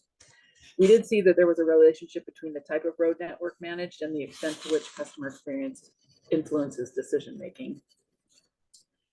If you don't understand your customer needs, it creates a greater risk in terms of achieving positive public value outcomes and good asset management practices. And while we have explored what public value creation means, it is a field of interest that is continuing to evolve as our society evolves and becomes more informed and more aware of the impacts our activities as humans are having on the planet and future generations. Next slide. Our report includes a tool that will assist road and transport agencies to determine where they are on the customer experience journey. The tool is based around a maturity model and is built off the 6 key elements that Ilaria identified in the opening slides. It is a 3-step process that can be done on one or all of the 6 elements that are underpinned by a series of areas of practice that describe the most important aspects within each element. The intent of this framework is to provide a mechanism that would enable agencies to be able to assess internal business processes, culture, and practice at a whole organizational level. The intent is that it should be forward focused, and the assessment would give indication as to where improvements can be made. It's not the intention that the review of this nature be considered as an audit, but a health check to the status of activities related to customer experience and how well placed the organization is to address current and future challenges. More information, including the technique and approach, are included in our technical reports on the PIARC website. And finally, our last slide of our section, the overall recommendations. There's 4 recommendations for road agencies and transport agencies that we are promoting from this work. First, consider individual and community perspectives. They are not always the same. Measure and evaluate your customer's experience as this will enable better integrated decision-making processes. Assess organizational maturity and identify gaps using the tool, which can easily be adapted for your own agency's context and operating environment, recognizing that there is no one-size-fits-all.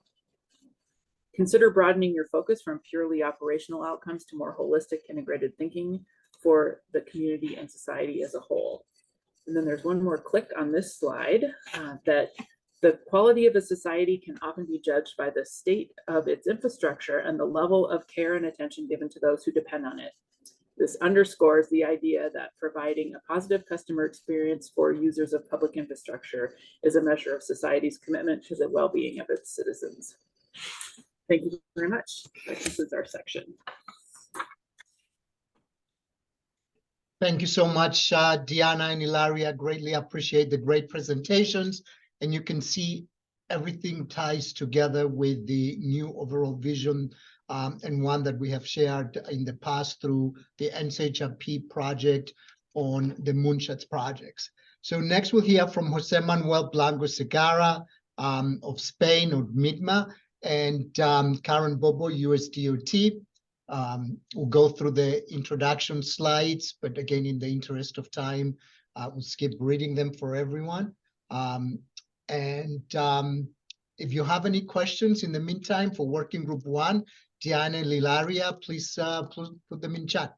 Thank you. Well, thank you very much, Christos, and thank you very much for the organization for this opportunity to explain about what we have done during this cycle that is finishing. Well, the first thing to say is that the aim of my presentation is to encourage all the attendees to go to the PIARC web and download the reports that we have drafted during this cycle. It's very easy to find them. It's just go to our activities and then go to the directory of reports. And the first one who appears in this moment is the one we are going to talk about, Karen, Bobo, and I. Well, Karen and I will present the work of PIARC TC11 Working Group 3, who has been focused on diversity and talent management. Working Group 3 has been a very co-working and engaged group. So I've been a member of it, as well as Karen. So I'm going to talk about diversity management, and Karen will talk about talent management, plus some conclusions and recommendations. And I will be focused on diversity management. Well, okay. As you can see, the title of the report we have drafted, the full report, is titled, It's All About People. That could be the motto, not only for the Working Group 3, but for the entire technical committee. It's available at the PIARC website, and it has 103 pages in English. is also translated by me in Spanish, as well as all the reports of our technical committee are translated into Spanish. It's very long with a lot of information and details, so it's impossible to explain here all what have we done. I'm just going to send some big news, the main titles. The first one to say is that as Working Group 1 has put a focus on client experience and creation of public value, Working Group 2 on the role of transport administration in shaping disruptive technologies, Working Group 3 has put a focus on the most valuable asset of a transport administration. I mean, the workforce and also, of course, the customers. The purpose of the study is written in the slides, and we have been working very hard, as you will see in my presentation and Karen Bobo one, on collecting material from road and transport administration from countries all over the world at all stages of development, trying to put it all together and to get lessons learned, recommendations, and conclusions. The definition we have ready for diversity is that diversity refers to multiple factors, experiences, cultural and physical attributes that influence interaction with community and that might represent disadvantages in achieving personal, professional, and community opportunities. Next, please. Well, the quotes that you see in these slides and other ones are quotes that we have taken from our round tables. All of them are good quotes, and there are many other ones. Well, let's talk about why. One of the questions raised was why? Why is it important to manage and to promote diversity, according to transport administrations? There are several answers to this. The first one is increase overall performance and innovation. This has to do with market dynamics within the transportation sector, of course. Because the question is that transport administration need to review critically how they proactively manage the unique organizational skills and capabilities in order to better serve not only the current needs of the customer, but also the future needs. So we need skilled people to handle all these emerging technologies. Regarding customer orientation and value perception, that means that to the first answer, you can add a customer perspective, because the road administration are there to serve the community in which they operate and to create also value for the taxpayers. And representation, to mirror the society, that seems to be one very important motive, and in some countries is also a part of the national legislation. And you all of you know very well that there is an increasing pressure for transport administrations to mirror the composition of customer base within the management structures and workforce composition. Next, please. Well, how? Well, how we have get the information? We have used different methodologies. The first one to collect data. No? The first one, a literature study that you can find this report also in the PIARC website, consisting on a review of all the existing literature with a primary aim of identifying common approach. And that gave us a theoretical framework to set up the study and some first examples of what strategies are commonly used to succeed in managing diversity and talent. Well, about the various concepts that we have been adopting through this and other methodology, it should be noted that at the end of the full report that I showed in the first slide, is included a glossary with definitions. Well, as I said at the starting, it's not about people and skills, so it's not a surprise, but it shouldn't be, that many of the strategies we found in the review are the same for diversity and for talent management, as Karen Bobo after will explain. Next, please. Well, the second methodology engaged to collect data was roundtables. 5 virtual roundtable discussions with representatives from transport sector on issues of equity, inclusion, diversity that are impacting in transport administrations. Well, as far as we are short of time, I'm not going to explain how do we define inclusion and equity is included in the report, but I would like to say that participants were from different countries representing their management level of human resources department, and also from other organizations in the transport sectors and academia. And the discussions were based on our theoretical framework on diversity and talent management that we found on our previous literature review. So with these virtual roundtables, gave us a unique view and comments on different views and how they approach it and what challenge and possibilities they saw.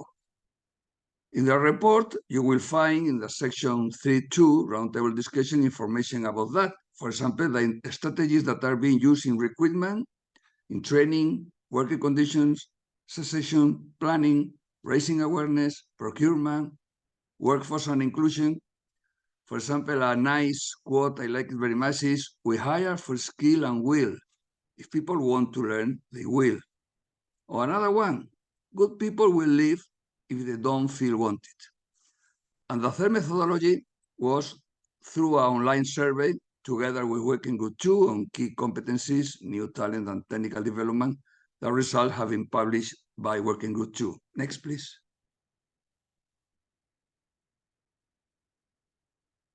Well, now I'm going to talk about case study. I've forgotten to say that also in the report, you have also in the section 3.2.3 information about measurements, evaluation, challenge in different aspects, and needs. And among the needs is included attractiveness of the sector and the new competencies. Well, next, please. You have seen in the map that case studies are coming from all over the world. Next, please. This case study have been very useful to understand this one slide. The case study, we prepared two different templates, one template for diversity, another template for new talent. The topic of the first case studies on diversity were focused on the different dimensions of diversity. There are many of them, such as ethnicity, race, gender, disability, and many other ones. And this list is not a closed list. And we saw response from Transport Administration. We got in dimensions of diversity 19 case studies. All these accompanied by the analysis of the current approach in diversity management. And every case study have common sections: statistics of the dimension, motives to work with the dimensions, challenge and needs in your organization related to this dimension, what current work was doing with this dimension, and the work arrangement and their impact on these dimensions. And furthermore, key considerations and recommendations from the point of view of the agency object of this case study. All this information is so big that it covers in the report from page 27 to 70 in English. So I encourage you to download it and read it. Okay, now what we find? What we find is that the several particular dimensions of diversity were analyzed, those ones that you see in this slide, based on the availability of data, but are by no means an exhaustive list of the possible dimensions of diversity. In this slide, you can see the main ones, and the three ones who are the most prevalent dimensions that organizations concern themselves with are disability, gender, and ethnicity. Perhaps would be better ethnicity / race, because there's a little difference between these two concepts. Anyway, of the 5 roundtable discussion we held, 2 focus on diversity in a broad sense, 1 on gender and 2 on low to middle income countries. And from the 19 case studies, we have organized all the report that is available. For example, just to say that on gender, the case studies come from Austria, Argentina, Paraguay, United States, and Sweden. But some dimensions were difficult to get information. For example, in language, that's surprising, only could get one study cases from Australia. Next, please. Well, in these 3 slides that I'm finishing, I'm going to express the primary findings. The first one is knowledge that countries are not homogeneous. And as such, it's expected that various countries will analyze the different dimensions of diversity at varying levels of rigor and scope. And not all the countries deal with the same dimension. It is also acknowledged that 2 different organizations from 2 different countries can be analyzing the same dimension of diversity, but defining it differently because there are nuance geopoliticals. So the boundaries of how diversity is defined, measured, and managed are informed by each respective country's national or state laws and regulation. But anyway, what is important to highlight is that the participants were found to adopt one of 3 operational approaches to diversity management. The 3 you see here at the end of the slides. The third one are those that had a standalone diversity plan focused on an organizational culture with target metrics per financial year. In all cases, anyway, diversity management is a critical human resources capability. Next, please. Continue with that. Vision for diversity is directly related to culture, history, demographics, socioeconomic characteristics of each country, of course. And most organizations acknowledge that establishment of diversity committees, identification of barriers to diversity, succession planning, management support, and implementation of diversity training and awareness intervention are pivotal for ensuring that the diversity ambitions are translated into tangible results. But try to keep in mind that diversity management policies have to deal not only with conscious bias, but also, and that's very important, with unconscious bias. And of course, also in the field of diversity management, the well-known axiom that you can manage what you can measure applies. And in fact, was found to be more than relevant across the entire organization. And this is related with another consensus that proactive strategies on diversity must be guided by the so-called SMART objectives and goals. And also with the idea that management commitment, accountability, and leadership are critical to any initiative undertaking to address diversity issues. Next, please. Well, the simultaneous recognition and management of multiple dimensions of diversity is a lived experience of most organizations, as well as the intersectionality amongst the dimensions. And it is important to intentionally recognize and celebrate diversity within the workplace. Diversity management goals should be linking to organizational and workforce KPIs if they are to succeed and to be taken seriously by everybody. Next slide, and last one is the last one. Well, some conclusions, plus the conclusion that Karen Bobo will share with us, is that diversity is an organizational value, and diversity management requires proactive strategies, a continuous monitoring, and enabling organizational policies in order to create the desired organizational culture. But let me say that real diversity is not merely having different individuals or human groups together or stratified in caste or instruments. It must be accompanied and supplemented by equity and inclusion for customers and for workforce. And a critical enabler of diversity study objective is an inclusive culture And another directly concept related with this is accessibility.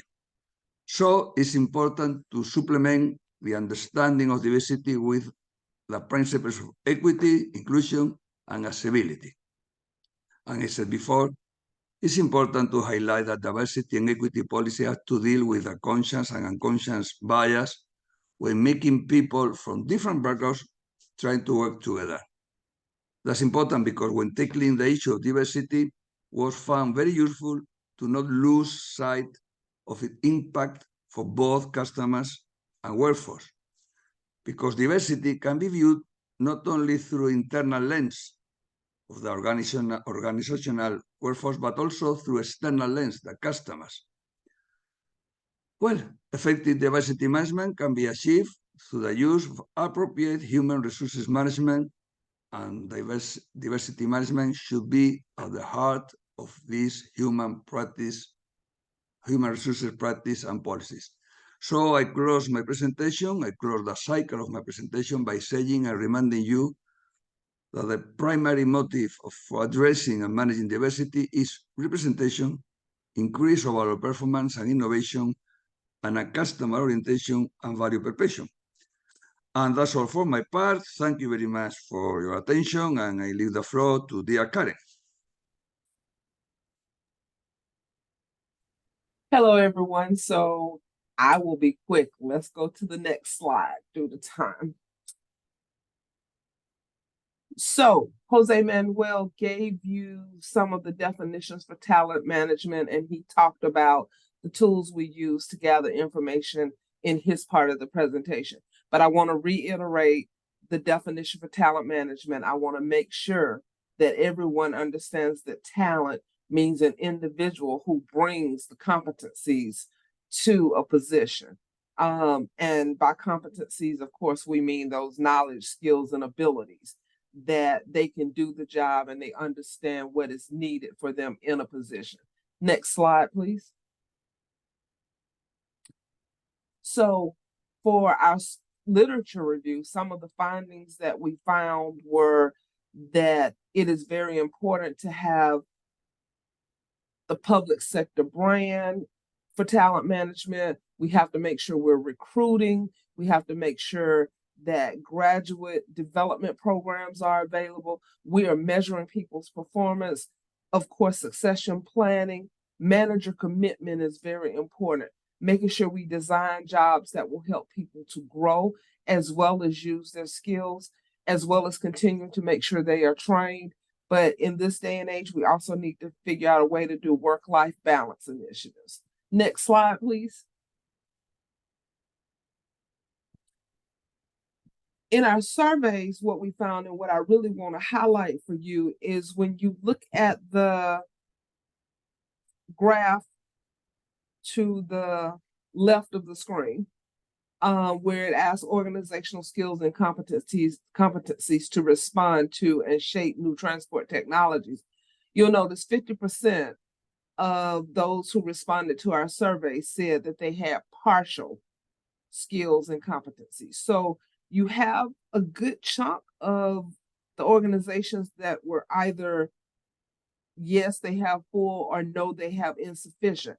That is a pretty small sector on the yes, fully, and no, insufficient standpoint. And then to the right, you see that there is about an even percentage. I mean, this is pretty much almost a true three-part circle, evenly split, because it's pretty close, that all of them have said they have identification of key competencies, with 43% giving yes. Next slide, please. For this one, though, I want to highlight on the left, 51% say that technological change is affecting organizational job descriptions and or education requirements. That is a huge percentage as we look at talent management going forward. And then when we ask, has there been any change to the recruitment process because of the technological changes, you see that 64% say no. And we as a transport industry are going to have to figure out how we update our recruitment processes, bring them more modern in line with technological change, and so that we can advance forward. Next slide, please. For our case studies, what you will find, and our case studies, we had respondents from the United States as well as South Africa, Chile, Singapore, and Norway. And we asked them everything from how do they define talent and key competence to challenges. And the findings that we found from the case studies was that there was that emphasis on the development of a culture of continuous learning. Successful approaches and initiatives include more training programs for staff and more training and leadership development for program managers, and definitely more mentoring all the way around. We found that there needed to be a recognition of the need to cooperate with academia so that we can both partner in the types of skills and competencies we need to bring into our transport administration. We also needed to pay much needed attention to attracting new employees, but we also realized we need to do some succession planning. Next slide, please. And to wrap it all up in a big summary, the data basically showed everything that's on this slide. Difficult to predict what exact skills and competencies will be needed in the future, based on how fast our industry is growing and how fast the technologies that are coming on board are impacting our industry. We found that transport administrations will have to change their learning culture and ways of working with and how they bring on employees. And finally, we need to have a shared understanding of the concepts of new talent and key competencies. Next slide, please. Also, the case studies demonstrated that the transport administrations are responding to societal and technological changes in different ways and at different paces. So we need to figure out how we all move forward to be successful, even though we may not all be able to move forward in the same way or at the same pace. And we definitely also need to, we saw that it's obvious that transport administrations will need a pool of employees with very lot of talent and of diversity of skills. Next slide. So, recommendations and conclusions.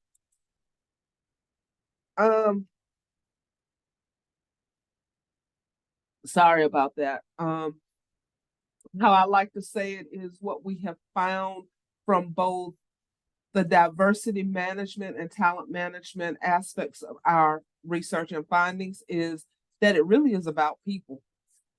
No matter how you slice it, we need people because they are the center of our business, whether it's the people we serve or the people that we are hiring. So we need to mirror our societies. We need to identify barriers to diversity and talent management and figure out strategies to mitigate those. Again, about people. Next slide, please. We need to be honest about how we as transport administrations actually consider diversity, equity, inclusion, and accessibility, and the need for talent. We need to make sure that we are implementing strategies that will help us to showcase our workforce and show that we are representative of the people that we serve, and realize that the people that we serve, who are our taxpayers, they need to see the core value of our organization.